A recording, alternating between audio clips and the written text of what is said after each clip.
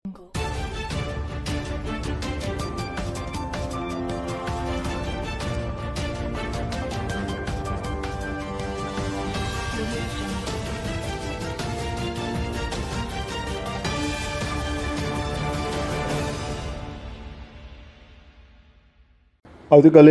NEET UG 2026નું આયોજન છે NTA તરફથી, અને એના માટે ગુજરાત પોલીસ તરફથી પૂરતી તૈયારી કરવામાં આવી છે.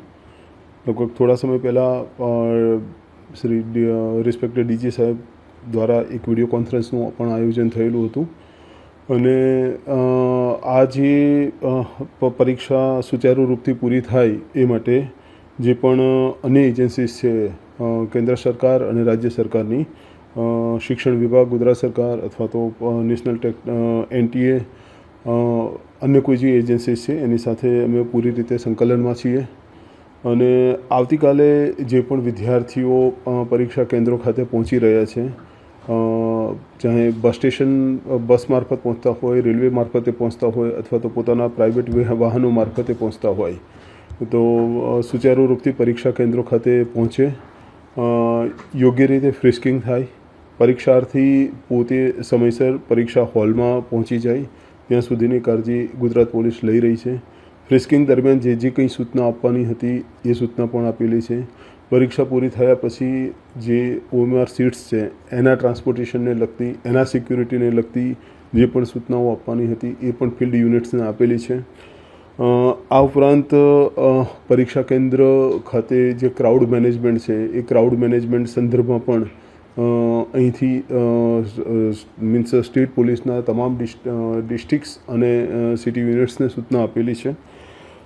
એ ઉપરાંત પરીક્ષા કેન્દ્ર પર કોઈ ઇમ્પર્સોનેશન કદાચ હોય કે કોઈ ડમી કેન્ડિડેટ્સ હોય તો એ સંદર્ભમાં પણ પોલીસે શું તકેદારી રાખવી અને અન્ય પરીક્ષાર્થીઓની કામગીરી ડિસ્ટર્બ ન થાય એ હેતુસર પણ યોગ્ય સૂચનાઓ આપેલી છે. વોટ્સએપ, એ ઉપરાંત ટેલિગ્રામ પર પ્રતિબંધ છે. અન્ય જે મેસેજિંગ એપ્સ છે એ સંદર્ભમાં પણ સ્ટેટ પોલીસની જે means cyber centre of excellence સહિતની બ્રાન્ચ પૂરતી વોચ રાખી રહી છે.